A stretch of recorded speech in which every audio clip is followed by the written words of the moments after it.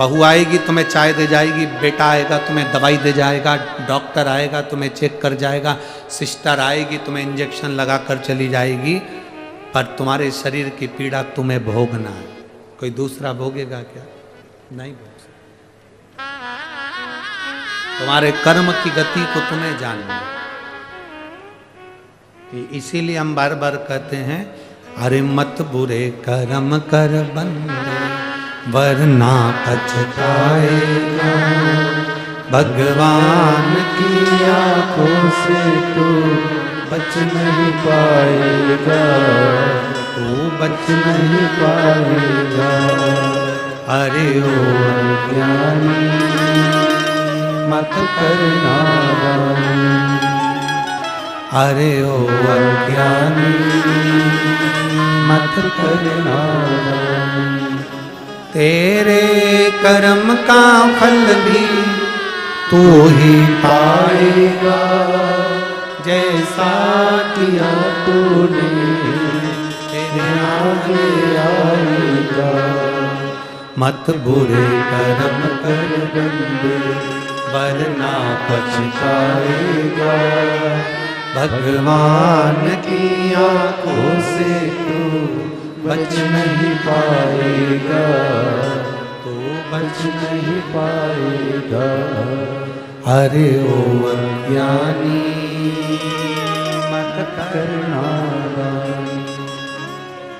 अरे ओ अज्ञानी मत करना। अपना कर्म पूरा करिए, बन सके अच्छा करो। भगवान अगर आपको इस लायक बनाए कि आप किसी का हाथ पकड़ कर आगे बढ़ा सकते हो तो बढ़ाओ। भगवान यदि आपको इस लायक बनाया है कि किसी भूखे को भोजन करा सकते हो तो कराओ। भगवान आपको इस लायक बनाया है कि किसी के शरीर में रोग है और आपके पास में धन है तो उसकी औषधि कराओ। भगवान ने यदि आपको इस लायक बनाया है कि कोई बच्चा पढ़ना चाहता है, विद्याध्ययन करना चाहता है और उसके पास में धन नहीं तो उसका विद्याध्ययन कराओ। याद रखना, एक बार अपने बच्चे अपने को नहीं पूछेंगे, पर आपने किसी को विद्याध्ययन कराया है और किसी को औषधि कराई है, वो जिंदगी भर तुम्हें पूछेंगे।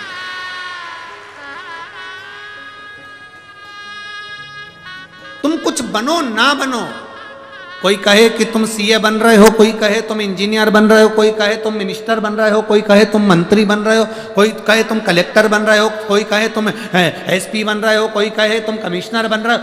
तुम कुछ बनो मत बनो, पर शिव महापुराण की कथा कहती है एक अच्छा इंसान जरूर बनो, एक अच्छा मनुष्य बनो। लोग कहते हैं गुरुजी शेयर मार्केट रोज गिरता है। हम कहते हैं इंसान भी तो शेयर मार्केट जैसा हो गया, रोज ही तो गिर रहा है। लोग कहते हैं गुरुजी शेयर मार्केट रोज गिर रहा है। हम कहते हैं इंसान भी शेयर मार्केट जैसा हो गया, कभी गिरता है कभी उठता है। कब कौन तुम्हारे साथ रहने वाला कब गिर जाए कोई ठिकाना नहीं है, कितना नीचे गिर जाए कोई ठिकाना नहीं है, कब तुम्हारे लिए का शब्द कह जाए कोई ठिकाना नहीं। प्रतिदिन गिर रहा। आज मनुष्य मनुष्य जैसी जिंदगी नहीं जी रहा।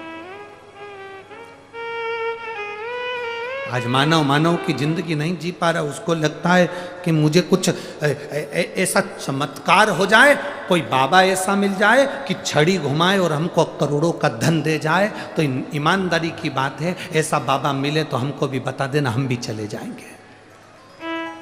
जो छड़ी घुमाने से करोड़ों का धन दे दे। आपके कर्म का भोग आपको भोगना है, हमारे कर्म का भोग हमको भोगना है। इसलिए आपको पहले भी कहा, खांसी चलेगी तो आपको खांसना पड़ेगा, छींक आएगी तो आपको छींकना पड़ेगा, पेट दुखेगा तो दवाई आपको खाना पड़ेगी। उसी तरह दुख आप पर है तो शंकर जी के मंदिर में एक लोटा जल आपको चढ़ाना पड़ेगा, कोई दूसरा नहीं चढ़ाएगा। आपके दुख को आपको स्वयं काटना, आपकी तकलीफ को आपको स्वयं काटना, कोई दूसरा नहीं काट सकता, स्वयं काट। द्रौपदी ने देखा कि मेरे पति आज दुखी हैं, पूछा क्या हो गया? बस यज्ञ का घंटा नहीं बजा है और यज्ञ अधूरा रह गया है। कब बजेगा? यज्ञ ब्राह्मण देवता कर रहे हैं, यज्ञ आचार्य कर रहे हैं, हमने यज्ञ पूरा करवा दिया, बस कोई भूखा रह गया।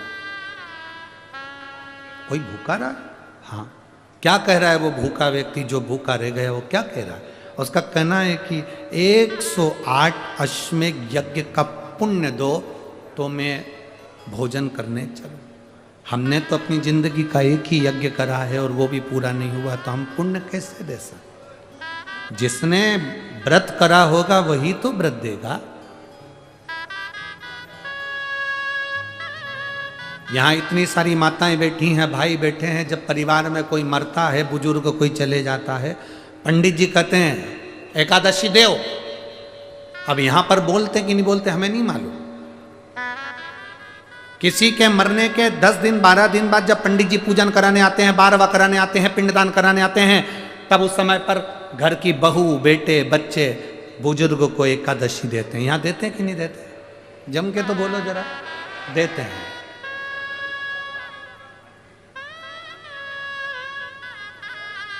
कब देते हैं? जब वो चला गया। कहां दी तुमने? यहां कि वहां जाके? जम के बोलो जरा। यहां। शिव महापुराण की कथा क्या कह रही है? जगन्नाथपुरी में एकादशी उल्टी लटकी है। करें आप लोगों ने दर्शन? कितने लोगों ने करे दर्शन? मंदिर के बाहर एकादशी उल्टी लटकी है जगन्नाथपुरी में, क्योंकि श्रीमद् वल्लभाचार्य जी ने मायावाद का खंडन करा था वहां। जगन्नाथपुरी में एकादशी को उल्टी लटकाया गया। क्यों लटकाया गया? कभी पूछा जगन्नाथ जी में जाकर कि आपके यहां एकादशी उल्टी क्यों लटकी है? इस एकादशी ने करा क्या था जो तुमने उल्टा लटका दिया? पूछना था आपको जाकर। आप जगन्नाथ जी के दर्शन करने गए तो आपके मन में यह प्रश्न आना था कि एकादशी उल्टी क्यों लटकी। उसका एक कारण, कोई मर जाता है तो लोग एकादशी दान देते हैं। श्रीमद् वल्लभाचार्य जी ने कहा, मरने के बाद जो तुमने एकादशी दी उसको मिली कि नहीं मिली पता नहीं। शिव महापुराण कहती है, श्रीमद् वल्लभाचार्य जी कहते हैं एकादशी दान का मतलब क्या होता है? जैसे किसी के मरने के बाद हम एकादशी देते हैं, उसका मतलब क्या होता है? उसका मतलब ये होता है कि हमने 25 एकादशी करी है, हमने पहले से अपनी एकादशी करते करते करते करते आ रहे हैं, तो अपनी एकादशी में से हम जो मर गया उस व्यक्ति को कुछ एकादशी दे दें। पर दुनिया उल्टी चलती है। जब कोई मर जाता है तब एकादशी देते हैं कि अब हम उनके लिए 5 एकादशी करेंगे, 7 एकादशी करेंगे, 11 एकादशी करेंगे। जब वो चला गया, तुम्हारे पास में 500 का नोट है, तुम्हारे पास में 100 रुपए हैं, 10 रुपए हैं, 50 रुपए हैं, किसी को तुम्हें 10 रुपए देना है तो तुम दे सकते हो, क्योंकि तुम्हारी जेब में वो 500 रुपए रखे हैं। तुम्हारी जेब में वो 500 रुपए रखे हैं तो तुम किसी को दे सकते हो। तुम्हारे जेब में जब 500 रुपए है ही नहीं तो तुम किसको दोगे? कैसे दोगे? अब तुम घर जाओगे, 500 रुपए लाओगे, तब दोगे जब तक तो वो व्यक्ति चला गया।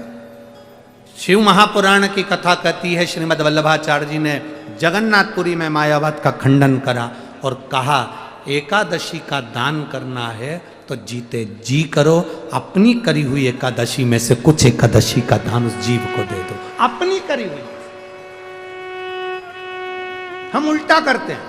जब कोई चला गया, पंडित जी ने कहा एकादशी दे दो, मैं 5 एकादशी इनको देती हूँ। अब 5 एकादशी तुम करते रह रहे हो कि अब मैं दूंगी उनको। मैंने अगली एकादशी कर ली, 1 हो गई, 2 हो गई, 3 हो गई, 4 हो गई, 5 एकादशी तुमने अब दी। जब वो चला गया, अपने जीते जी स्मरण कर कर उसको दो। हमने जब 108 अश्वमेध यज्ञ करे ही नहीं तो हम दान कहां से दे दें? हम कैसे दे सकते हैं? द्रौपदी ने कहा तुम चिंता मत करो, मैं चलती हूं, संत को मना कर लेकर आती हूं। अब बुद्धि देखिए और विवेक देखिए। आपका चलकर शंकर के मंदिर तक जाना देखिए, आपका पैदल चलकर शिव महापुराण तक आना देखिए। यहां एक महिला बैठी हैं जो सोते सोते दंडवत करती करती यहां पहुंची है।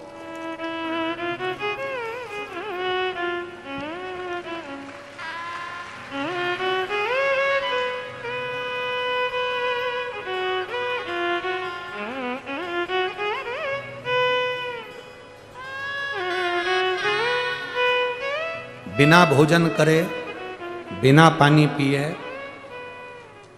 कुसुम लसन कर दारहा दारहा दर वहा, ठीक है, आप लोग समझ गए ना? ठीक है। इनकी उम्र है 76 वर्ष। कहीं बैठी हैं? आप ही हैं? आ जाओ माँ, आ जाओ, आ जाओ।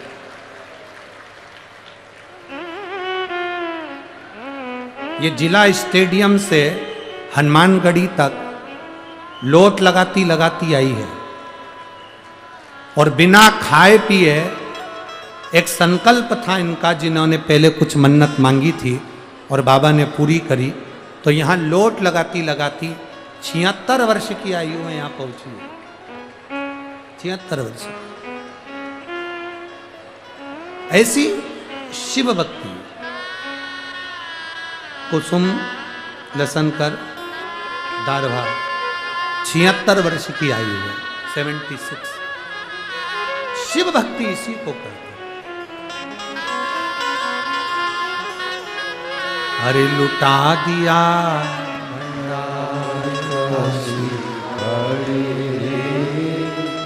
कर दिया माला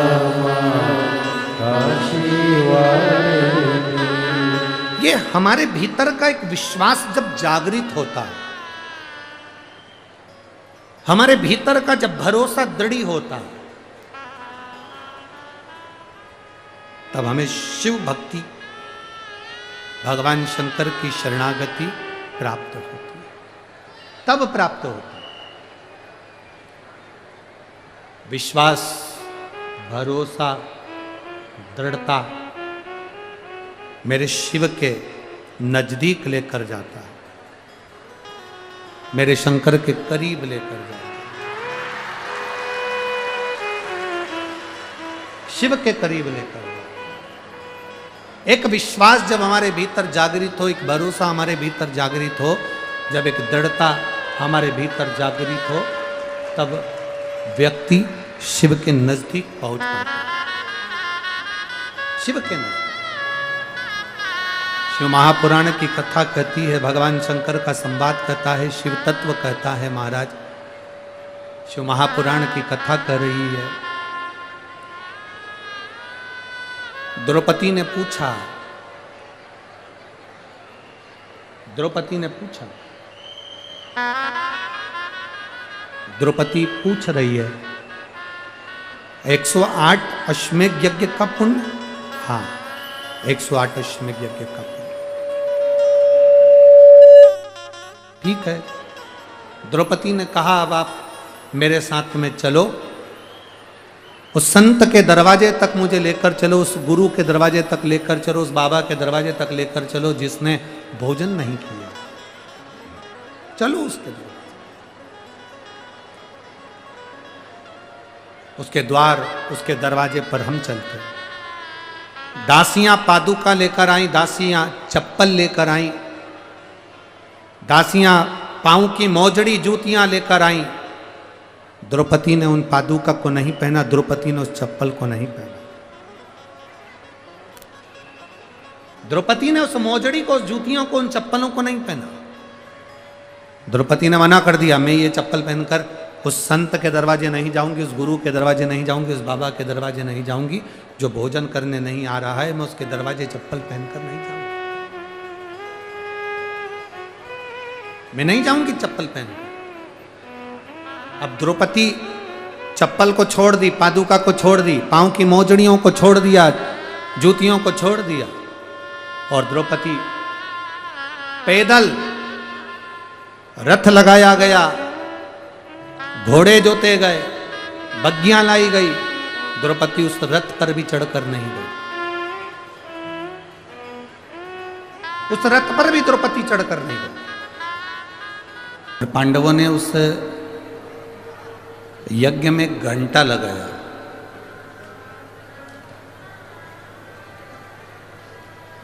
पहले यज्ञ का एक नियम था, यज्ञ का एक क्रम था कि जब विद्वान ब्राह्मण यज्ञ कराते थे तो यज्ञ की जो पूर्ण आहुति होती थी, उस पूर्ण आहुति में जो घंटा लगाया जाता था वो अपने आप बज जाता था।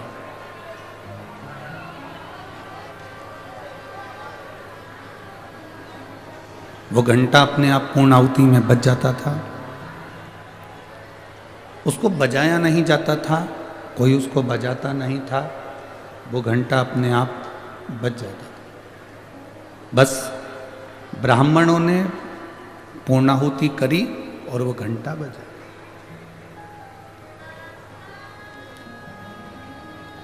अब पांडवों ने जो यज्ञ करा, पांडवों ने जो यज्ञ करा, उसमें जो घंटा लगा था वो घंटा नहीं बजा। बहुत ध्यान देना कथा की ओर।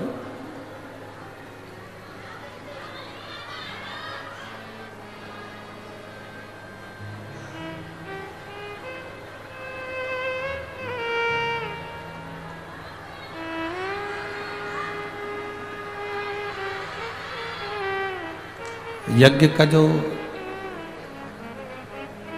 घंटा बंधा हुआ था वो बजा नहीं। अब युधिष्ठिर के मन में एक प्रश्न उठ गया।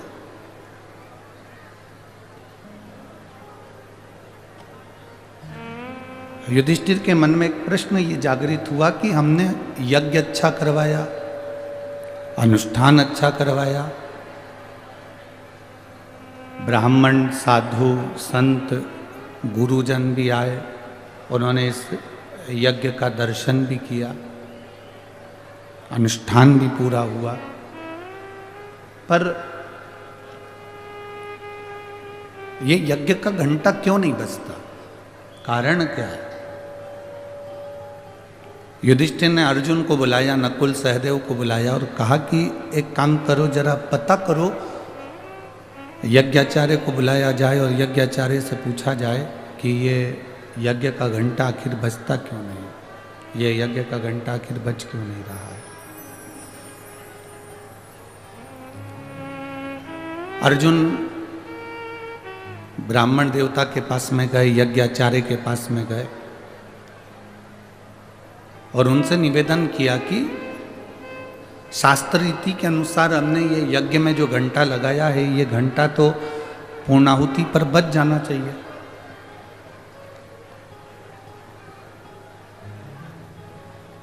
अगर यज्ञ की पूर्णाहुति होती है तो ये घंटा बजना चाहिए।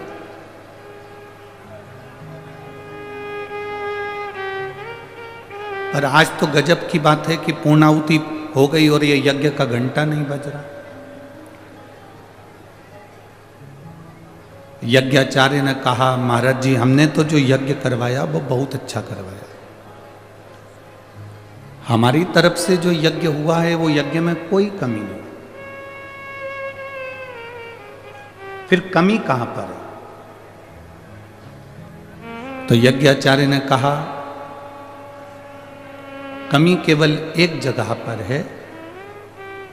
यज्ञ पूर्णाहुति की आपने जो भंडारा प्रसादी रखी है, भोजन जो रखा है, और आपने कह दिया कि भंडारा है, भंडारा है, भंडारा है, भंडारा है, और पूरे नगर में आपने निमंत्रण दे दिया कि भंडारा है, अलाउंस फिरवा दिया, गाड़ी फिरवा दी, सबको निमंत्रण करवा दिया कि भंडारा है।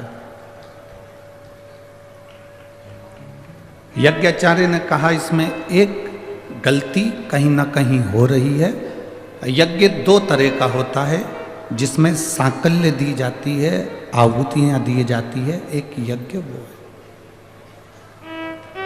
और दूसरे नंबर का यज्ञ वो है, आपने पूरे नगर में जो भोजन का निमंत्रण दिया,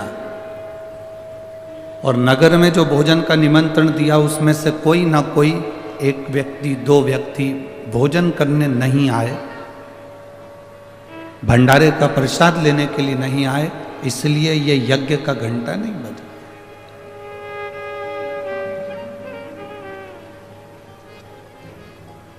मेरी माताएं यहाँ पर बैठी हैं, मेरी जीजियां बैठी हैं, मेरे भाई, मेरे जीजा लोग बैठे हैं। आपके स्मरण में होगा, जो बुजुर्ग माताएं हैं वो जानती हैं, हम कोई उद्यापन करते हैं, चतुर्थी का उद्यापन करा, करवा चौथ का उद्यापन करा, कोई तीज का उद्यापन करा, कोई उजमना करा, उद्यापन करा, तो जो उद्यापन करने वाला होता है, जो उजमना करने वाला होता है, वो पहले भोजन नहीं करता।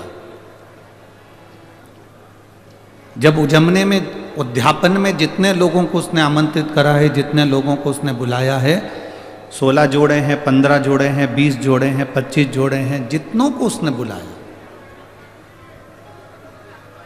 पहले उनको वो भोजन कराता, और भोजन कराने के बाद में फिर जिसने उजमना करा है, जिसने उद्यापन करा है, वो भोजन ग्रहण करता है।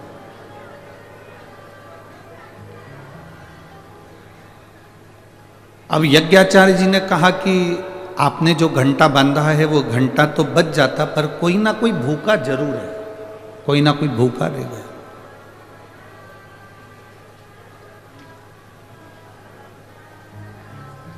अब भीतर जब एक संकल्प लेकर हम कोई कार्य करते हैं तो कहीं ना कहीं उसमें थोड़ी ना थोड़ी अड़चन जरूर आती है, पर कार्य सफल करना ये परमात्मा के हाथ में होता है। युधिष्ठिर ने अर्जुन से कहा, जरा पता करो कि अपने नगर में कौन भूखा है, भंडारे का भोजन करने के लिए कौन नहीं आया, जरा मालूम करा जाए कि कौन रह गया, पता करो जरा कौन भूखा रह गया। अर्जुन, नकुल, सहदेव, भीम सब गए, सब पता लगा रहे हैं कि भूखा कौन रह गया। एक कुटिया में एक बाबा जी रह रहे थे।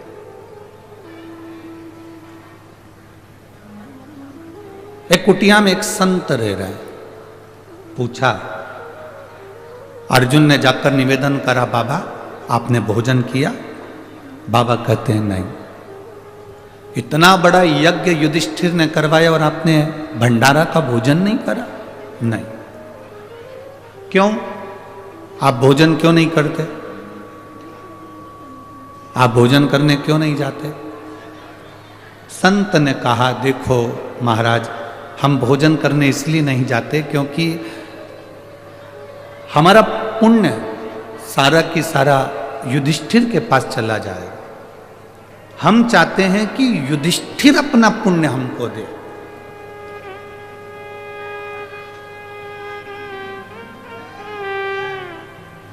जिसने अपनी जिंदगी में 1000 अश्वमेध यज्ञ करे हों, हम उसके घर में भोजन कर सकते हैं। जिसने अपनी जिंदगी में 1000 अश्वमेध यज्ञ का हमें फल दे दिया हो, हम उसके घर में भोजन कर सकते हैं। हमें भोजन की दक्षिणा नहीं चाहिए, परंतु हमको 1000 अश्वमेध यज्ञ का फल चाहिए।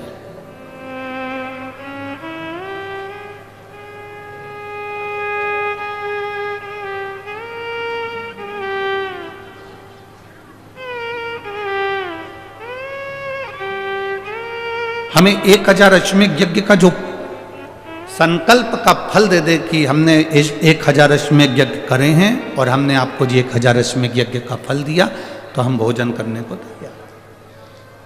इतने में अर्जुन ने कहा, बाबा हमने हमारी जिंदगी का पहला अश्वमेध यज्ञ करा है, आप इसका फल ले लो। संत ने कहा, नहीं नहीं, हम एक अश्वमेध यज्ञ का फल नहीं ले सकते, हमको तो 108 अश्वमेध यज्ञ का फल चाहिए। अर्जुन की आंखों में जल भर गया। युधिष्ठिर, नकुल, भीम सब स्तुप्त होकर देखते रहे। सब स्तुब्ध होकर देख रहे।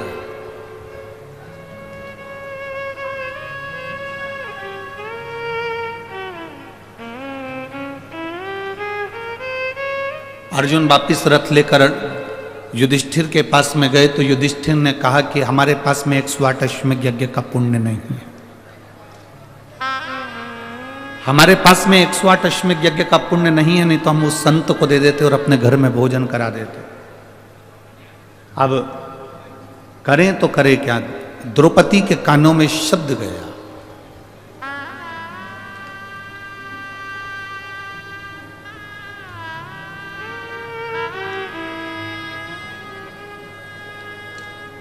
दुनिया के लोग भले स्त्री को, नारी को, दुनिया के लोग भले स्त्री को, नारी को अशुद्ध मानते हों, कह देते हों कि नारी, कई लोग स्त्री के ऊपर, नारी के ऊपर कमेंट्स कर देते हैं, शब्दों की बाण कर देते हैं, शब्दों पर शब्द कह देते हैं। पर शिव महापुराण की कथा कहती है, जब जब व्यक्ति उलझता है, पुरुष जब जब उलझता है, घर के बच्चे जब जब उलझते हैं, परिवार जब जब उलझता है, तब तब घर की नारी, चाहे वो माँ हो, चाहे वो बेटी हो, चाहे वो बहन हो, चाहे वो स्त्री हो, वो सामने आकर खड़ी होती है और कदम से कदम मिलाकर आगे बढ़ा देती है।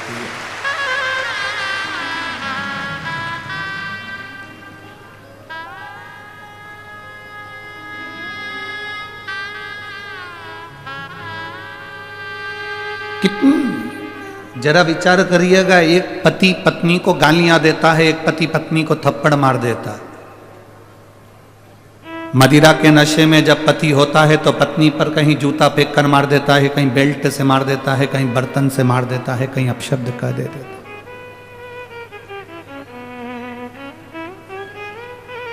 उसके बाद पति को अगर तकलीफ हो जाती है, कहीं एक्सीडेंट हो जाता है, कहीं उसका हड्डी टूट जाती है, कहीं वो पीकर गिर जाता है, पड़ जाता है, उसके शरीर में चोट लग जाती है, सेवा कौन करती है? जम के तो बोलो जरा। पड़ोसन आती है क्या सेवा करने के लिए? कोई रिश्तेदार आता है क्या सेवा करने के लिए? जो दिन रात का ज्ञान देता है वो तुमको सेवा करने के लिए आएगा क्या? नहीं। जितनी सेवा कोई नहीं करेगा, उतनी सेवा जिस पत्नी को उसने थप्पड़ मारा है, जिस पत्नी को उसने अपशब्द कहा है, जिस पत्नी को उसने ताने दिए हैं, वो नारी उसकी सेवा में लगी रहती है, भले वो कैसा भी हो, कुछ भी हो। एक स्त्री का जीवन कोई साधारण जीवन है?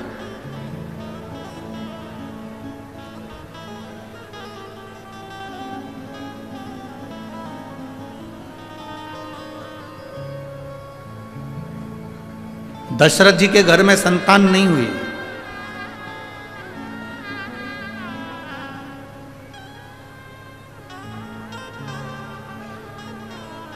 गुरु बाबा को बुलाया गया। गुरु बाबा से कहा कि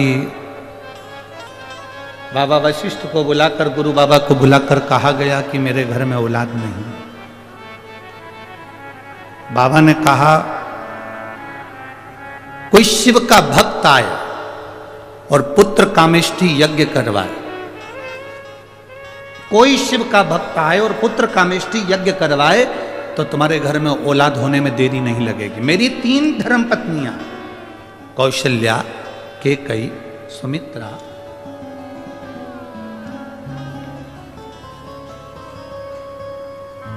मेरी 3 धर्म पत्नियां होने के बाद भी मेरे घर में औलाद नहीं, तो कोई शिव का भक्त आए और पुत्र कामेष्ठी यज्ञ करवाए। वशिष्ठ बाबा ने तो कह दिया, दशरथ जी के कानों में शब्द पड़ गया, पर वशिष्ठ बाबा से दशरथ जी ने हाथ जोड़कर निवेदन करा कि आप ढूंढो कि यज्ञ कौन कराएगा।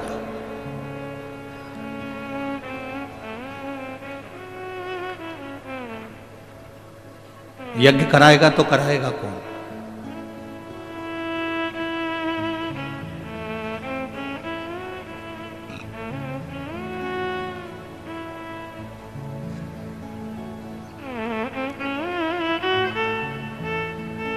इतना विशाल यज्ञ संतान की प्राप्ति के लिए, पुत्र की प्राप्ति के लिए, इस यज्ञ को कौन करा सकता है?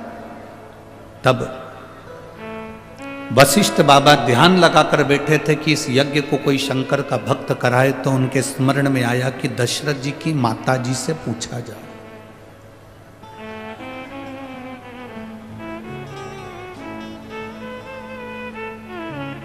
इंदुमती जी से पूछा गया। दशरथ जी की माता जी से पूछा गया। वशिष्ठ बाबा ने उनसे पूछा, यज्ञ ऐसा ब्राह्मण हो बताओ जो शंकर की भक्ति में डूबा रहता हो, शिव तत्व में डूबा रहता हो, क्योंकि ये पुत्र कामेष्ठी यज्ञ, संतान की प्राप्ति का यज्ञ केवल एक कर सकता है और वो शंकर का कोई भक्त कर सकता है।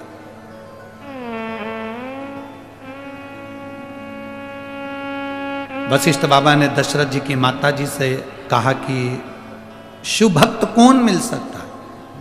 इंदुमती के स्मरण में आया, मेरे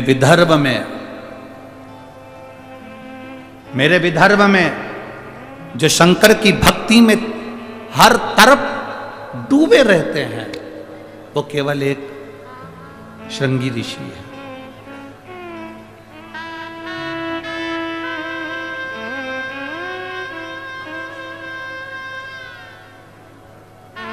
स्कंद पुराण के कभी स्मरण में विदर्भ को पढ़ना।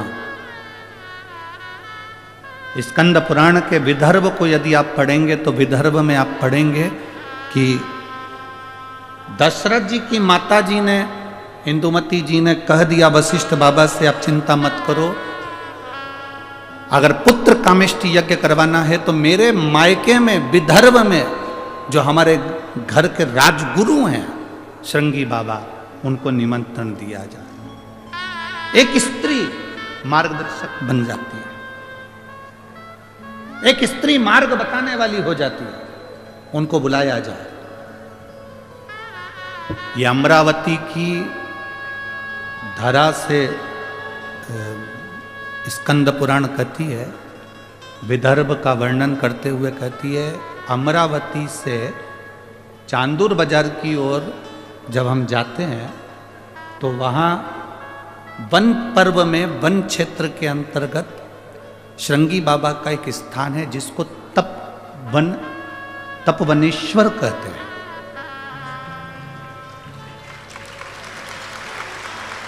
जिसको तपवनेश्वर कहते हैं। आप लोग गए हैं? जरा जम के बोलो। अच्छा अच्छा,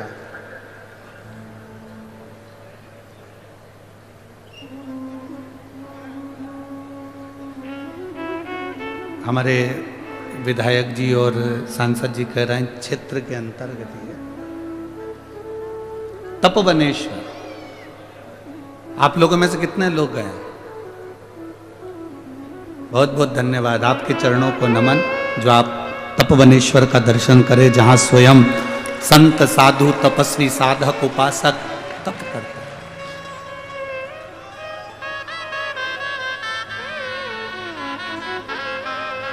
तपवनेश्वर जहां पर श्रृंगी बाबा बैठकर तप साधना में लीन थे, तप में लीन।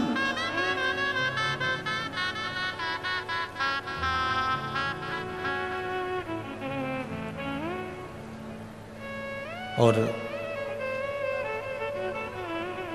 दशरथ जी की माता जी ने खबर करवाई अपने पीहर में, दशरथ जी के ननिहाल में, कि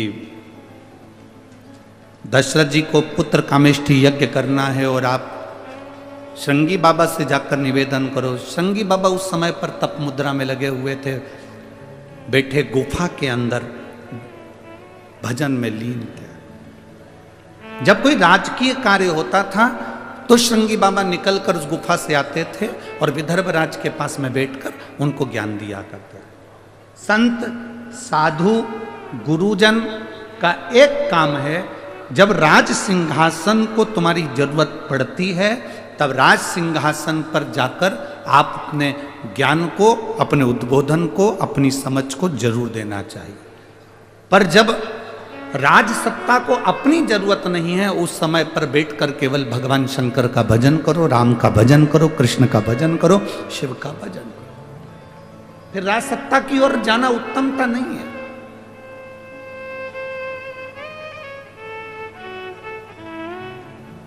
अब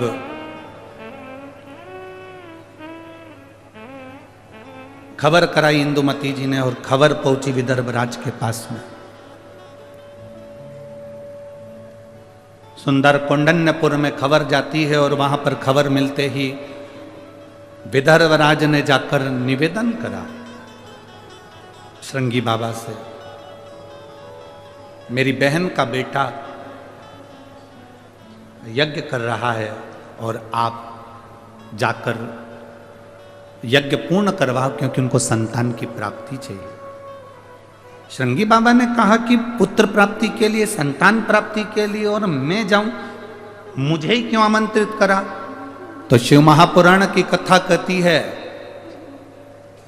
कोई शंकर का भजन करने वाला, कोई शंकर की आराधना करने वाला, कोई शंकर की उपासना करने वाला, कोई शंकर के ऊपर एक लोटा जल चढ़ाने वाले का दर्शन मात्र भी अगर हो जाता है तो जो कामना हम करते हैं वो कामना हमारी पूर्ण हो जाती है। ये शिव तत्व की कथा है,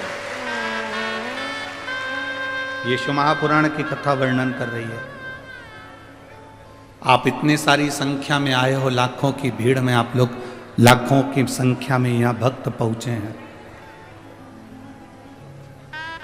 पंडाल को कल भी रात्रि को बहुत बढ़ाया, उसके बाद भी आप लोग पंडाल में समा नहीं सकते। दोनों तरफ पंडालों को बढ़ाया गया, पर आपका शिव के प्रति जो प्रेम है, आपकी जो वात्सल्यता भगवान शंकर के प्रति है, वो यहाँ देखने को मिलती है।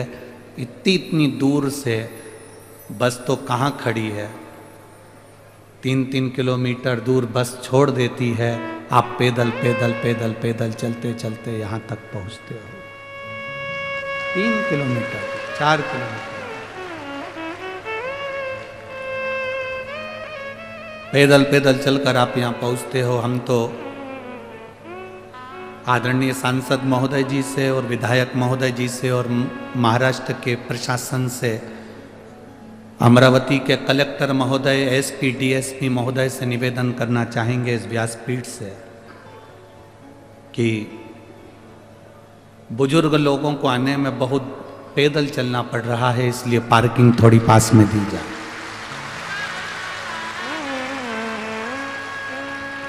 यदि पार्किंग अगर आप पास में नहीं दे सकते तो मैं विदर्भ की अमरावती नगर के सब नवयुवक बेटों को और बेटियों को निवेदन करना चाहूँगा, आपकी स्कूटी, आपकी मोटरसाइकिल पे बुजुर्गों को लाकर कथा के पंडाल तक छोड़िए। प्रयास करिए कि नज़दीक तक, भले गाड़ी छोड़कर चले जाए, पर नज़दीक तक भले 1 किलोमीटर आधा किलोमीटर दूर छोड़े तो भी कोई तकलीफ नहीं, पर नज़दीक का हमारा तो निवेदन है माननीय कलेक्टर महोदय जी से, एसपी डीएसपी कमिश्नर आदि से, कि आप प्रयास करेंगे तो सब कुछ हो सकता है। शिव तत्व की प्राप्ति, बहुत सुंदर व्यवस्था माननीय सांसद महोदय जी ने, विधायक जी ने, आमदार खासदार जी ने बहुत सुंदर व्यवस्था करी है। खूब भोजन भंडारा भी चल रहा है, जगह जगह पीने के पानी की व्यवस्था, शौचालय की व्यवस्था, रुकने की व्यवस्था,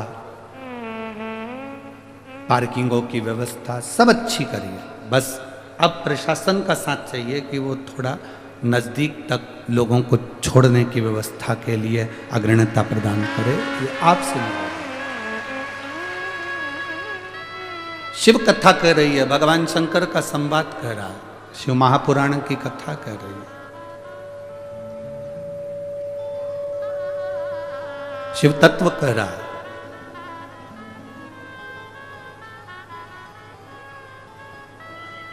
तपवनेश्वर में जाकर श्रृंगी बाबा को विदर्भ राज ने निमंत्रण भेजा, और निमंत्रण भेजा तो तपवनेश्वर के श्रृंगी बाबा आए।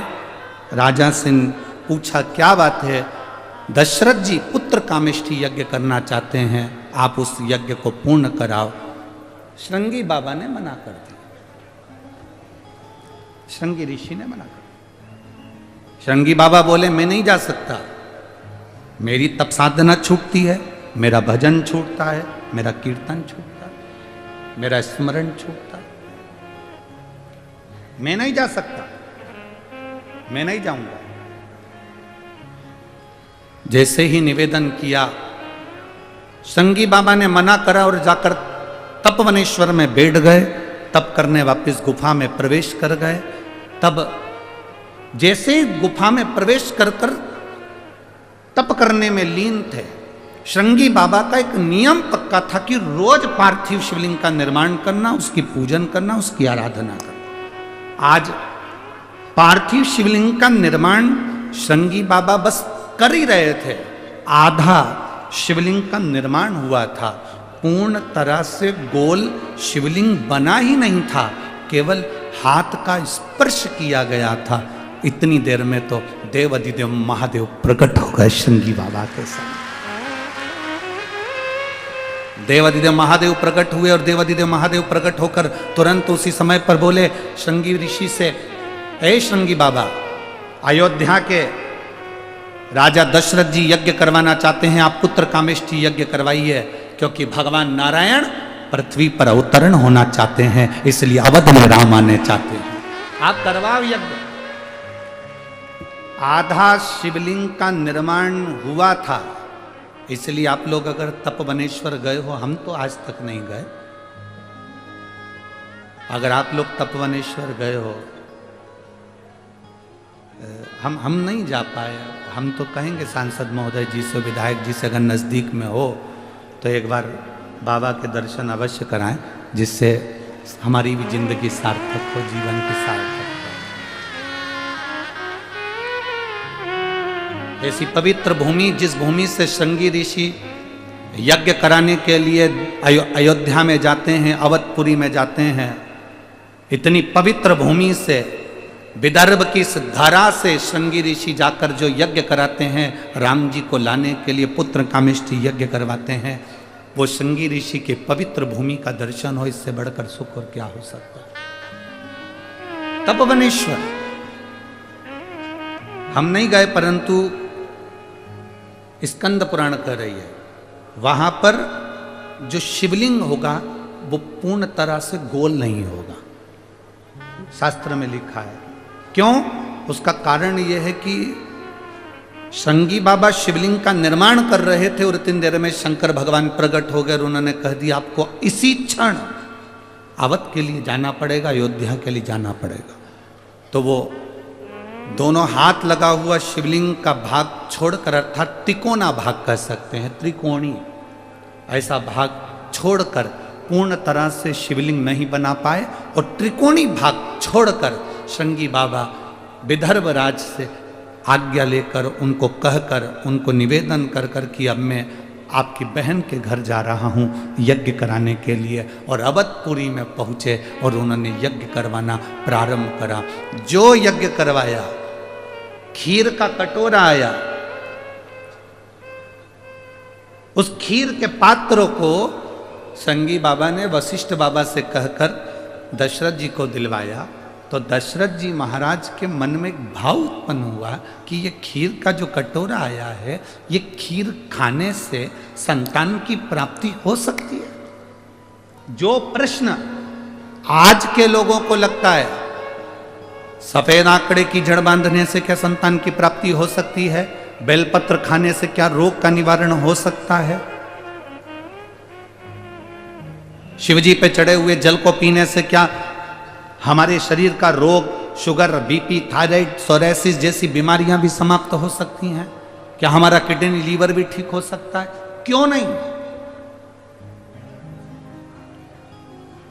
वशिष्ठ बाबा ने कहा जिस खीर के पात्र को अग्निदेव ने दिया है, ये खीर का पात्र कोई साधारण नहीं है, इस खीर के पात्र में स्वयं शिव की भक्ति करने वाले श्रृंगी बाबा का हाथ का स्पर्श हो गया है, और शिव की कृपा जब होती है तो संतान की प्राप्ति होती ही है, ये निश्चित है। एक पत्र है, देखिए।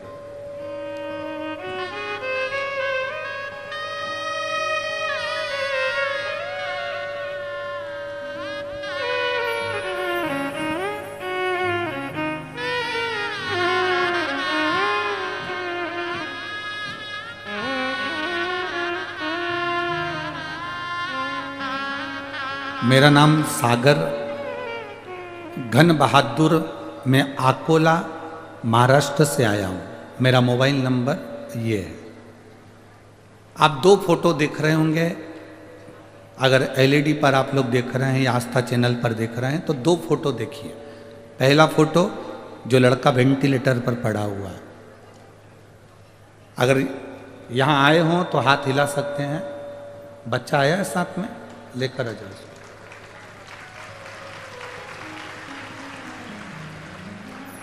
सागर घन बहादुर, मैं अकोला महाराष्ट्र से आया हूँ। मेरा मोबाइल नंबर ये है।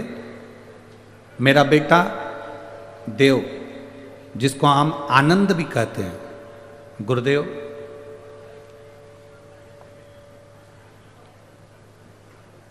ग्यारह अक्टूबर 2023 को अचानक जमीन पर गिर पड़ा। तुरंत अस्पताल को लेकर गए और डॉक्टर ने जांच करने के बाद बताया कि इसको एक बीमारी हो गई है जिसका नाम जीबीएस है। लाखों व्यक्ति में किसी एक या दो व्यक्ति को यह बीमारी होती है, जिसके अंतर्गत पूरे शरीर में पैरालिसिस जैसा अटैक आ जाता है। इसकी ब्रेन की नस भी फट गई और ब्लॉक जम गया। ले जाकर इसको कोमा में पड़ गया, वेंटिलेटर पर डाल दिया गया। ना शरीर में कोई कंपन था, ना हाथ पैर हिल रहे थे, ना यह बोल पाता था, ना सुन पाता था, ना देख पाता था। डॉक्टर के हिसाब से तो ये चले गया था, इसका जीवन नहीं था। डॉक्टर ने कहा ये अब है कि नहीं, वेंटिलेटर से जब उतारेंगे तब मालूम पड़ेगा कि स्थिति क्या है। पर डॉक्टर के हिसाब से यह नहीं था। समय निकला, किसी ने कहा कि शिवजी पे चढ़ी हुई बेलपत्र इसके सिराने रख दो। हमने डॉक्टर से विनती करी कि हम अगर बेलपत्र ला कर दें तो हम क्या मरीज के सिराने रख सकते हैं? डॉक्टर ने मना कर दिया। फिर भी हम शिवजी पे चढ़ी हुई बेलपत्र इसके सिराने रखना चालू करा। 3 दिन बाद इसको वेंटिलेटर पर थोड़ा सा होश आया और उसके आंखें खुली। गुरुदेव शिवजी पे चढ़ा हुआ जल इसको देना प्रारंभ करा। धीरे धीरे वो आईसीयू में आया, आईसीयू से प्राइवेट रूम में आया। इसके दिमाग में 10 mm की और 8 mm की खून की गठाने बहुत सारी थी, जिसके कारण बस ये देख नहीं पाता, सुन नहीं पाता या समझ नहीं पा रहा था। मेरी 2 बेटियां हैं छोटी छोटी, वो शंकर जी के मंदिर में जाकर जल चढ़ाती, जल लाकर इसको पिलाती।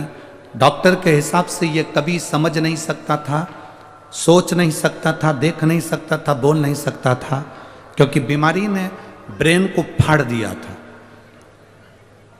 डॉक्टर भी आश्चर्य में है कि ये बच्चा इतनी जल्दी उठकर कैसे बैठ गया और समझने कैसे लगा।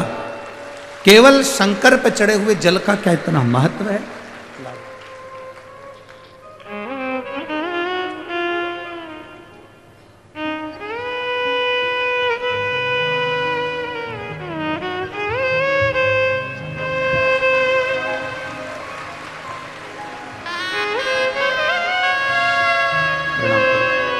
प्रणाम करो।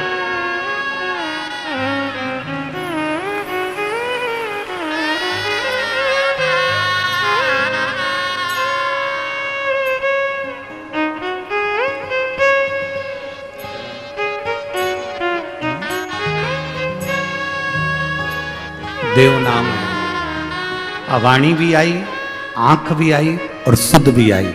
बाबा चाहेगा तो जल्दी जल्दी और ठीक होता चलेगा।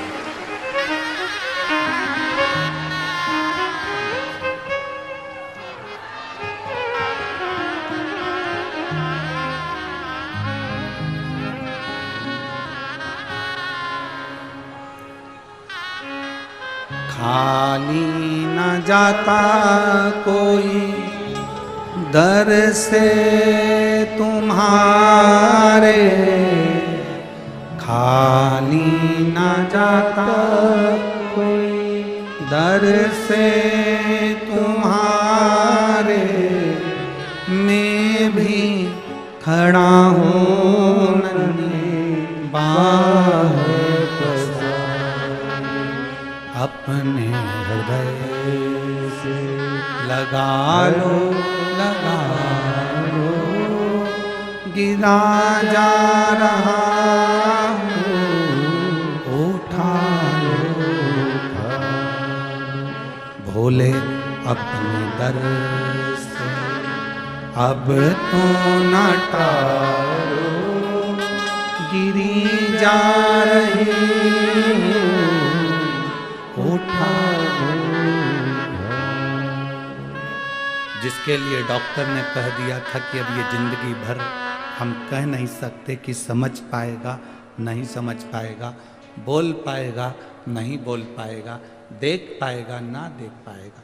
ब्रेन में खून के थक्के थे, पूरे फट चुके थे, शरीर में बीमारी लग गई, ऐसी बीमारी जो लाखों में एक दो को हो जाती, शरीर काम करना बंद। उसकी आराधना,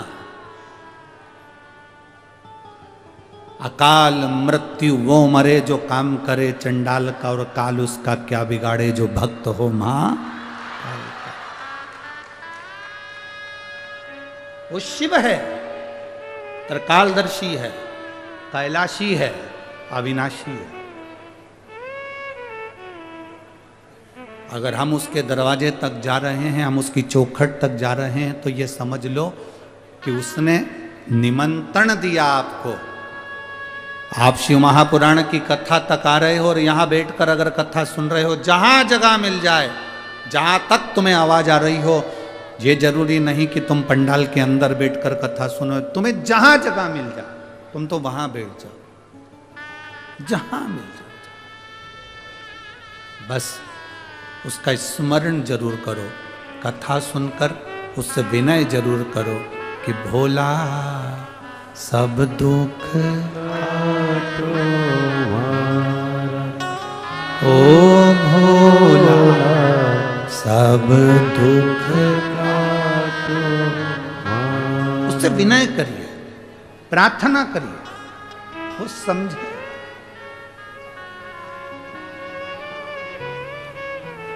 हमने कल भी कथा में कहा था, भीड़ बढ़ाने के लिए शिव महापुराण में बिल्कुल मत आना। भीड़ बढ़ाने के लिए कभी शिव महापुराण में मत आना। किसी के प्रेशर में शिव महापुराण में बिल्कुल मत आना कि तुम्हारे ऊपर कोई दबाव दे रहा हो, आना ही पड़ेगा, जाना ही पड़ेगा, जाना ही पड़ेगा। प्रेशर में शिव पुराण की कथा में मत आना, भीड़ बढ़ाने मत आना, किसी को दिखाने मत आना। शिव महापुराण की कथा में अगर आना है तो ये सोच कर आना कि मैं मेरे बाबा से बात करने जा रही हूं, मेरा पिता वहां बैठा, मेरा शंभू वहां बैठा। किसको?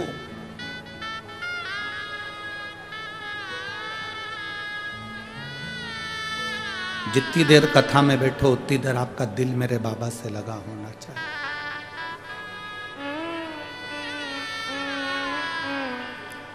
कथा सुनते सुनते सुनते सुनते जिस समय तुम्हारे शरीर की रोमावलियां खड़ी हो जाएं, जिस समय तुम्हारे रोम रोम खड़े हो जाएं, उस समय पर समझ लेना कि मेरा बाबा तुम्हारे गले लग चुका है और तुम्हारी समस्या का हल कर चुका है।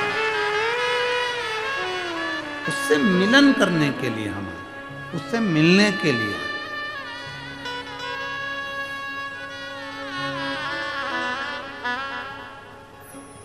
दशरथ जी ने पूछा क्या ये खीर प्रसाद कौशल्या केकई सुमित्रा पाएंगी, संतान का सुख होगा? वशिष्ठ बाबा ने कहा, शिव भक्त भगवान शंकर की आराधना करने वाले श्रृंगी ऋषि का हाथ का स्पर्श हुआ। अब केवल शिव भक्त के हाथ का स्पर्श हुआ तो इतना फल मिल सकता है। जिस शिवलिंग की तुम पूजन कर रहे हो उस पे चढ़ा हुआ जल, उस पे स्पर्श करा हुआ बेलपत्र जब हम खाते हैं, धारण करते हैं, तो विचार करना क्या हमारी जिंदगी की सार्थकता नहीं बनती है? सारी समस्या का हल बोल बम का नारा है बाबा। क्या हमारे दुख नहीं कट सकते?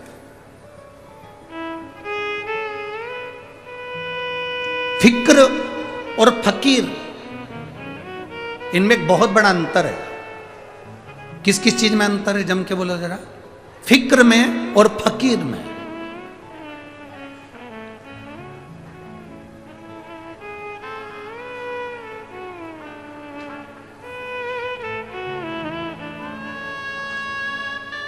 फिक्र, चिंता व्यक्ति को निगल जाती है। फिक्र, चिंता मनुष्य को खा जाती है।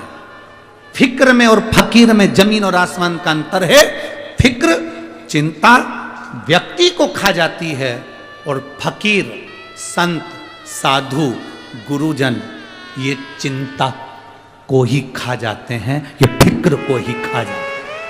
कोई फिक्र नहीं। रोटी मिली ठीक है, ना मिली ठीक है, आसन मिला ठीक है, ना मिला ठीक है, जगह मिली ठीक है, ना मिला ठीक है। जितने शिव भक्त कथा को सुनने के लिए आते हो, यह बनकर जाना कि आप एक शंकर के भक्त हो। कहां बैठे हो, कौन सिंहासन तुम्हें मिला है, कौन जगह तुम्हें मिली है, उससे कोई मतलब नहीं। तुम ये सोच कर जाओ कि जमीन पर बैठे हो तो मेरा कंकर शंकर मेरे साथ में है। मैं शिव महापुराण की कथा श्रवण करने के लिए,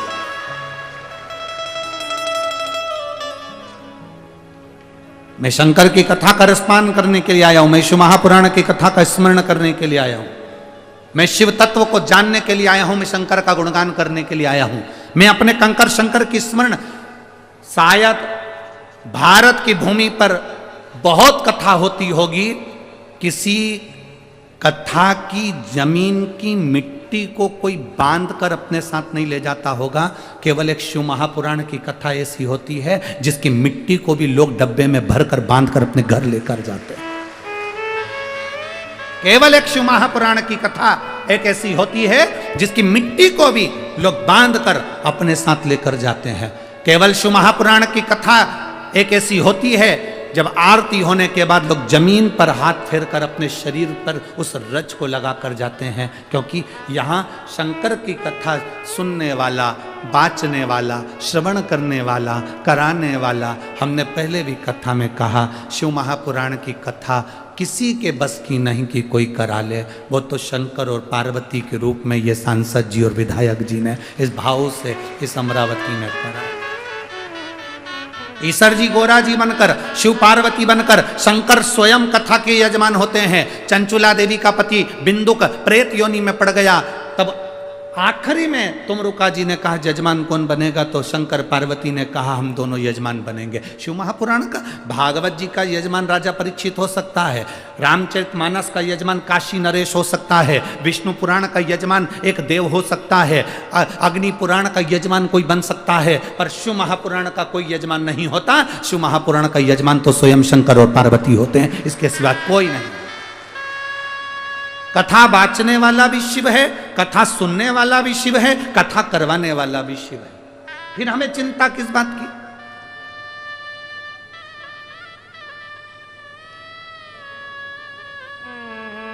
रोड पर से चलकर आओगे, कथा के मंडप तक पहुंचोगे, तब तक तुम्हें पानी की भी याद आएगी, बहुत थक गई हूं पानी पी लो। कथा के मंडप तक पहुंचोगे तब तक तुम्हें गर्मी भी लगेगी, पर 1 बजे से 4 बजे तक कथा होती है। 1 बजे से 4 बजे के बीच में आप कथा का रस तत्व जब ग्रहण करेंगे तो आपको ऐसा लगेगा कि हमें गर्मी नहीं लग रही, प्यास नहीं लग रही, भूख नहीं लग रही, अब तो केवल कथा सुनना है, बाकी का कोई मतलब।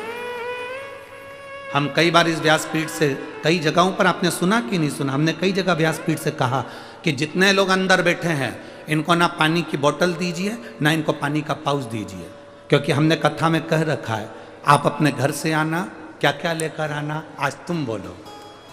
2 बोतल पानी, 1 बिछाने का आसन और 1 छाता, ये अपने साथ लेकर चलना। क्योंकि पंडाल वाले कितनी भी व्यवस्था कर दें, पर भोला तो खुले में बैठता है, उसके यहाँ जगह कम पड़ते जावे। ये तो शिव कैलाशी अविनाशी की कथा है, जहाँ जगह मिल जाए वहाँ बैठकर सुन लो। छाता लगाओ, बैठो, सुनो।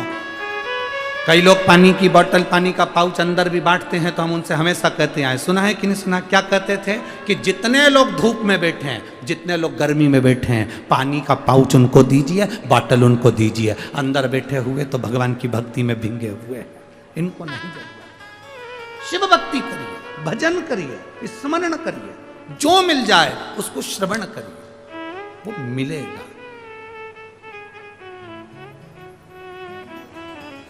वो प्राप्त हो। महाराज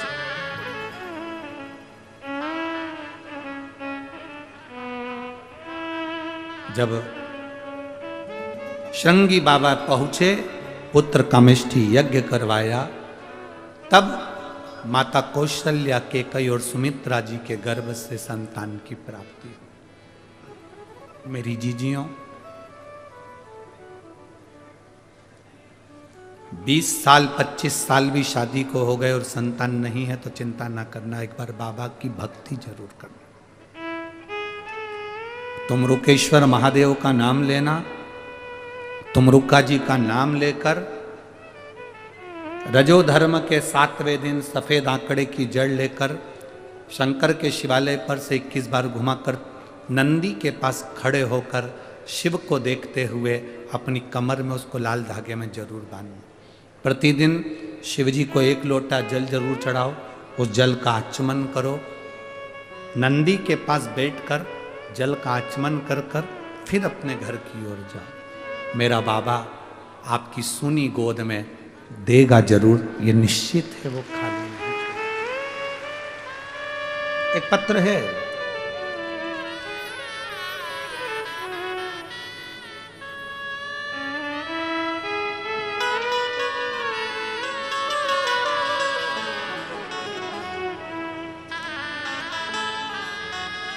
मैं सुनंदा राम भाऊ मंगले, गांव दरियापुर, जिला अमरावती। मेरा मोबाइल नंबर ये है, कहीं बैठी हैं तो हाथ हिला सकती हैं, आप ही हैं, दोनों हाथ हिला दो ऐसा।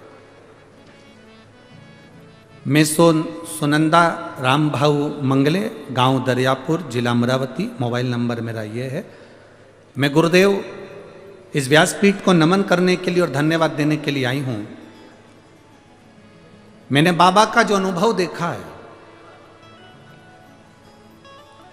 मेरे घुटनों में तकलीफ थी, डॉक्टर के हिसाब से ऑपरेशन कराना था, पर बेलपत्र का सेवन कर कर मैंने अपने घुटने ठीक कर लिए।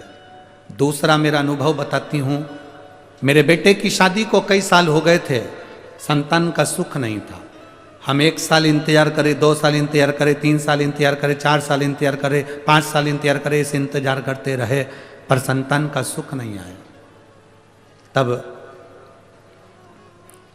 हमने शिव महापुराण की कथा को श्रवण किया पहली बार और अपनी बहू से कहा, तू भले विश्वास कर मत कर, पर मेरा शंकर के प्रति विश्वास है कि मेरा घुटना ठीक हो गया तो तेरी भी गोदी बाबा जरूर भरेगा। तू एक काम कर, पशुपति व्रत कर, सफेद आंकड़े की जड़ का प्रयोग कर, तुम रुक्का जी का नाम लेकर कमर पर जड़ को बांध। मेरी बहू ने पशुपतिनाथ का व्रत मेरे कहने पर किया। मैं बाबा का क्या वर्णन करूं गुरुदेव, बहू को तो विश्वास नहीं था, पर मेरे भोलेनाथ पर भरोसा पूरा था। मेरा बेटा भी शिव जी के मंदिर जाने लगा, 1 लोटा जल चढ़ाने लगा, आचमन करने लगा। मैं बाबा का क्या गुणगान करूं, पशुपति व्रत करा और व्रत करने का केवल 1.5 महीना ही बीता था और मेरी बहू का गर्भ ठहर गया। मैं बाबा को नमन करती हूँ, बाबा को प्रणाम करती हूँ कि बाबा की कृपा से हमारे यहाँ संतान का सुख हुआ, ये बाबा की कृपा है। मैं बाबा को नमन करने आई। बधाई आपको बहुत बहुत। दोनों हाथ हिला दो एक बार। श्री शिवाय नमस्तुभ्यम। शिव तत्व इसी को कहते हैं। भगवान शंकर का गुणगान इसी को कहते हैं। आपका विश्वास जितना दृढ़ होगा, आपका भरोसा जितना दृढ़ होगा, शिव को मिलने में देरी नहीं। शंकर मिलता है, मिलेगा, प्राप्त होता है। महाराज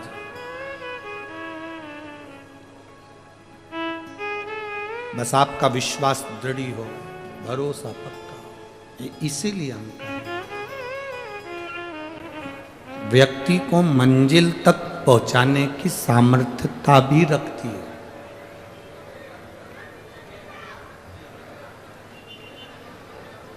दशरथ जी महाराज की माता जी ने मार्ग बताया तो श्रृंगी बाबा ने पुत्र कामेष्टि यज्ञ करवाया। मंदिर यज्ञ का वो घंटा नहीं बजा, युधिष्ठिर, नकुल, सहदेव, भीम सब सोच में पड़ गए कि वो 108 अश्वमेध यज्ञ का पुण्य कौन दे।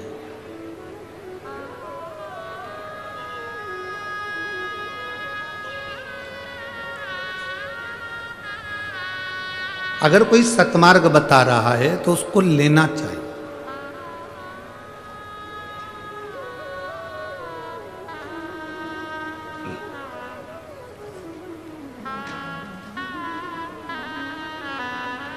दुनिया के लोग अच्छी बात को ग्रहण नहीं करते, एक बात के दो मायने निकाल लेते हैं। आपने कहा कि साहब भोजन कर लो तो लोगों को लगेगा कि हमको जबरदस्ती जल्दी से खिलाना चाहते।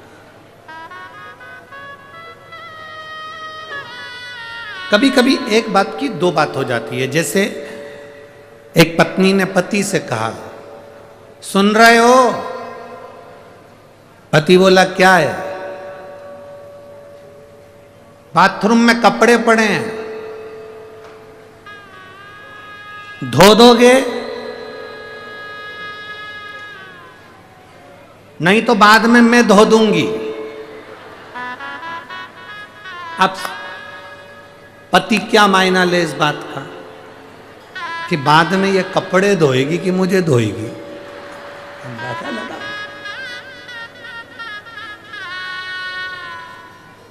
पत्नी ने आवाज लगाई, पति से कहा, सुनो बाथरूम में कपड़े पड़े हैं, धो दोगे? नहीं तो बाद में मैं धो दूंगी। अब पति बेचारा डिप्रेशन में पड़ा, चिंता।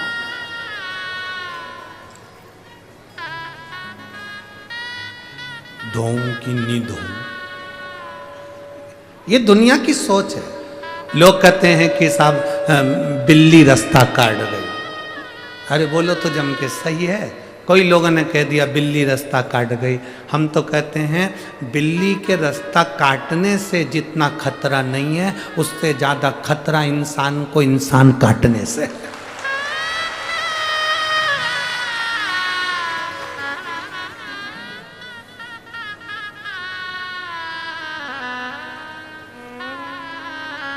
एक माता ने पत्र लिखा है और बड़ी खुश होकर लिखा है। उसके पत्र को पढ़कर हमको भी हंसी आ रही हो।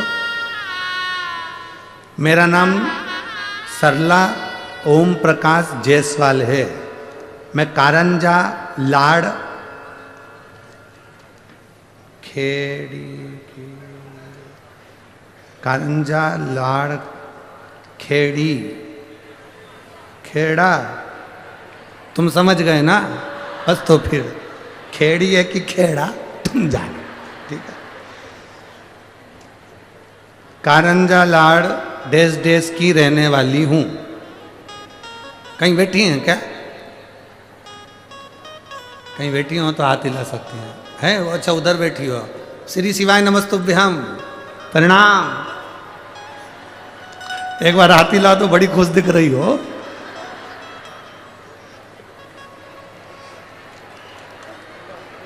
गुरु जी अच्छे से सुनो, कान खोल के। खुले हैं। मेरा कोटि कोटि प्रणाम। एक बार आपने कथा में कहा था, कथा के पंडाल में शिव भक्त आते हैं, उनका मुंह झूठा करा दो तो भगवान छप्पर फाड़ के देता। मैं कथा सुनकर अपने गांव कारंजा से आकोला चली गई। 70 रुपए की मैंने आइसक्रीम खिलाई।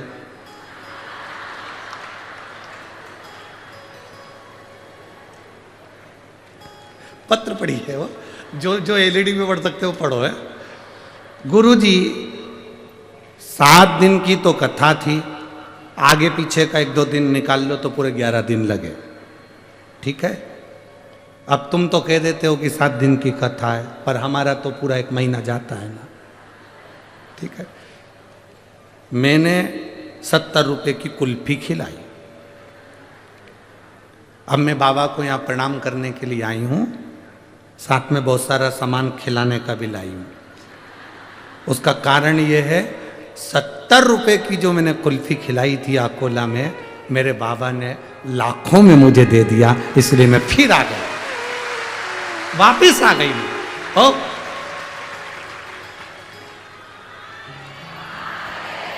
एक बार वापिस आती ला दो।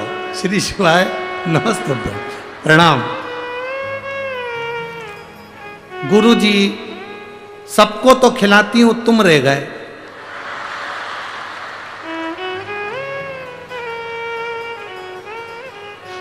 सांसद जी, अमरावती भारी है।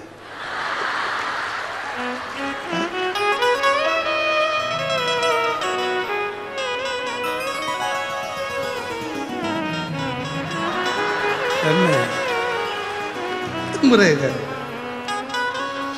और गुरुजी, खुशी की सबसे बड़ी बात मैं आपको बता रही हूं। आकोला से आई, झोपड़े में रहती थी, आज मेरे बाबा ने मेरी बिल्डिंग बना दी, मैं इसलिए प्रणाम करने आई। बहुत बहुत इतनी खुश हूं कि पूछो ही मत।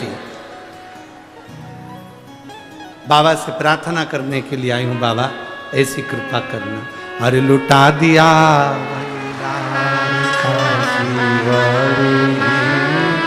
कर दिया माला ये शिव भक्ति है, ये ओघड़ भक्ति है। इसको ओघड़ी भक्ति कहते हैं। बैठो बहन, बैठो। इसको शिव भक्ति कहते हैं। आप शंकर से हृदय की बात कहते हैं। हमने कहा यहाँ लोग 5 रुपए का 10 रुपए का लोगों को पानी पिला कर जाते हैं, मुंह झूठा करा कर जाते हैं। कोई अपने घर से बेसन रोटी बना कर लाता है, वो खिला जाता है। कोई अपने घर से कोई पूड़ी बना कर लाता है, वो खिला जाता है। कोई मुरमुरे लेकर आता है, भेल बना कर खिला जाता है। ये उसने तो दिया, बीज बो दिया। अब उस वृक्ष को लगाना और उसमें फल लगाना मेरे देवाधिदेव महादेव के हाथ में है। वो क्या देगा, कैसे देगा, वो जान सकते, उसके ऊपर नहीं। बोल बम का नारा है, बाबा एक सहारा। शिव तत्व की प्राप्ति। युधिष्ठिर, नकुल, सहदेव, भीम, अर्जुन जब अंत में मौन होकर बैठ गए कि हमारा ये यज्ञ का घंटा नहीं बजेगा, कब तक नहीं बजेगा, जब तक वो संत भोजन नहीं करेगा। और संत को भोजन कराना मतलब 108 अश्वमेध यज्ञ का पुण्य देना। अब 108 अश्वमेध यज्ञ जिसने करे हों वो दे दे।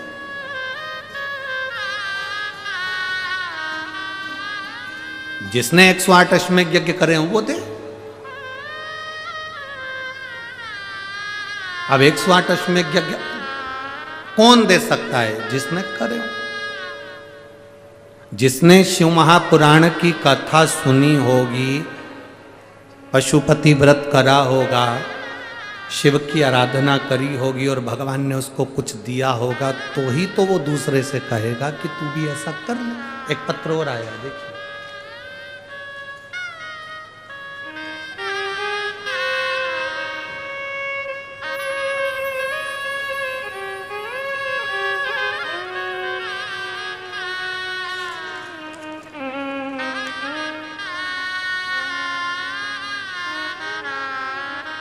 आरोही अजय में जम, वर्धा जिला वर्धा से हैं। कहीं बैठे हों तो हाथ हिला सकती हैं। मेरा नाम आरोही अजय में नाम है। मेरे पापा का नाम अजय निजाम है। हम लोग वर्धा के रहने वाले हैं। कहीं बैठे हैं तो हाथ हिला सकते हैं। दिख गए? हाँ, हाथ हिलाओ एक बार। हाँ ठीक है, बिल्कुल पीछे दोनों हाथ हिला दो एक बार। वापिस। हाँ ठीक है, दिख रहे हैं। गुरुदेव, 2022 में जून के महीने में मेरे पापा के मुंह में छाला हो गया। डॉक्टर से जांच कराई, जांच में उन्होंने कैंसर बताया। डॉक्टर ने कहा नागपुर के ही कैंसर हॉस्पिटल में लेकर गए, ऑपरेशन कराया। ऑपरेशन कराने के कुछ ही दिन ठीक रहे, उसके बाद में वापिस छाला आया और डॉक्टर ने 4th स्टेज का कैंसर कह दिया। 4th स्टेज का कैंसर बोला। आपके माता पिता आए हैं? हाथ हिलाओ जरा। आए? हाथ हिलाओ एक बार वापिस। ठीक है। 4th स्टेज का कैंसर मेरे पिताजी को कह दिया गया। हमने डॉक्टर से पूछा इसका कोई इलाज है, तो उन्होंने कहा कि अब इसका ऑपरेशन भी नहीं हो सकता, अब तो ले जाओ, सेवा करो। केवल 4 से 5 महीने का टाइम दिया डॉक्टर ने कि इससे ज्यादा इनकी जिंदगी नहीं है। गुरुदेव, बॉम्बे दिखाया तो उन्होंने कह दिया ये कैंसर तो पूरे शरीर में फैल चुका है, आप 2-3 महीने बस इनकी सेवा कर लीजिए, इससे ज़्यादा कुछ भी नहीं। कोई दवाई, कोई कीमो, कुछ नहीं, आप इनकी सेवा करो। गुरुदेव, मई 2023 को हम सीहोर गए, वहाँ से रुद्राक्ष लाए। पापा मम्मी का हाथ लगवाकर उस रुद्राक्ष को पानी के लोटे में डाल देते तांबे के कलश में, और सुबह शिव जी को चढ़ाकर उनको पिला देते। पर गुरुजी कोई आराम नहीं लगा। बाद में फिर जांच कराई तो मालूम पड़ा कि कैंसर पूरे शरीर में फैल चुका है और अब 1-1.5 महीने के मेहमान। कथा में हमने सुना था कि रुद्राक्ष का जल बड़ा भारी होता है, उससे सब रोग ठीक होते हैं। मेरे पापा को बाबा बचाओ। हम फिर वापिस उस रुद्राक्ष के जल को देने लगे। गुरुदेव, एक गलती हमसे हुई। हम जब रुद्राक्ष लेने के लिए सीहोर गए तो बाहर किसी ने कह दिया कि हमारे पास में रुद्राक्ष मिल जाता है, तो हम उनसे ही वो रुद्राक्ष पैसे से खरीद कर लिया। हमारे गांव के लोगों ने कहा कि सीहोर में जो रुद्राक्ष मिलता है वो निःशुल्क मिलता है, फ्री में मिलता है, आप वहां से मांग कर बाबा को प्रणाम कर लाओ। हम फिर वापिस सीहोर गए। अब की बार हमने पैसे से रुद्राक्ष नहीं लिया, बाबा को प्रणाम कर लाइन लगकर हाथ में मांग कर रुद्राक्ष लेकर आए। हमारे हाथ में उन्होंने शाही लगाई, हमने बाबा का नाम लेकर रुद्राक्ष लिया। उस रुद्राक्ष को पानी में गलाया, शिव जी को चढ़ाया, वो पानी हमारे पिताजी को देना चालू करा। आज डॉक्टर भी आश्चर्य में हैं, जिन्होंने 2 महीना बोला था, आज मेरे पिता को 1 साल हो गया, मेरे पिता ठीक हैं।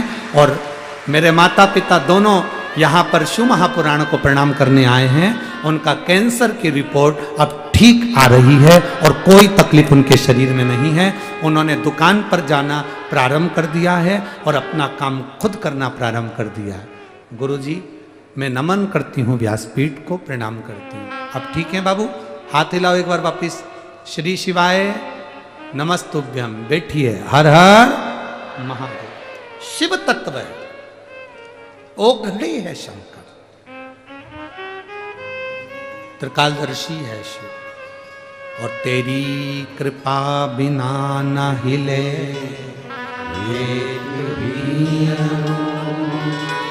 लेते हैं श्वास, तेरी कृपा से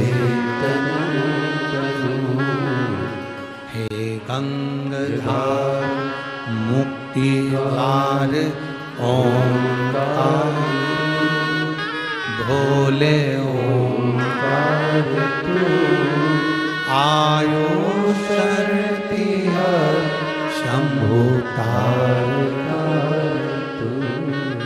बखान क्या करूं मैं रातों के ढेर का, चपटी भभूत में खजाना कुबेरा।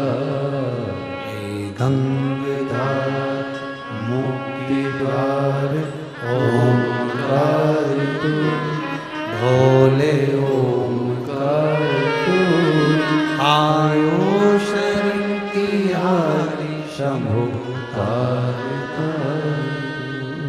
शिव कृपा करता है। कैसे कृपा करता है, कब कृपा करता है, ये उसके ऊपर निर्भर।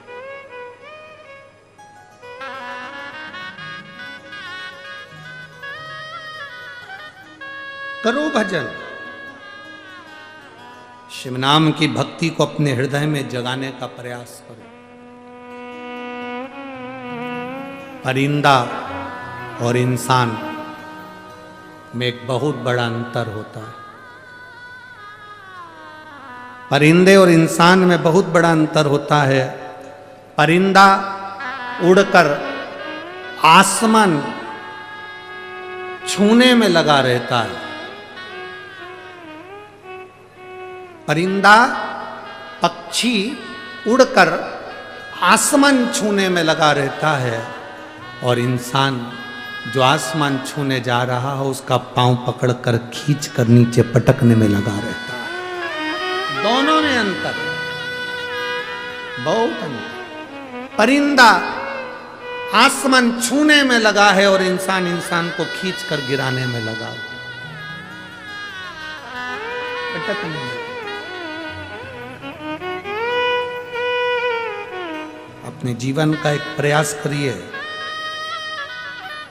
शिव जी को एक लोटा जल चढ़ाएं ना चढ़ाएं, शंकर भगवान को एक बेलपत्र चढ़ाएं ना चढ़ाएं, शंकर जी के ऊपर धतूरा चढ़ाएं ना चढ़ाएं, पर इतना जरूर याद रखना कि कोई अपनी जिंदगी में बहुत पीछे जा रहा है और आपको भगवान ने इस लायक बनाया है, तो आप किसी ना किसी का हाथ पकड़कर आगे बढ़ाने का प्रयास जरूर करें।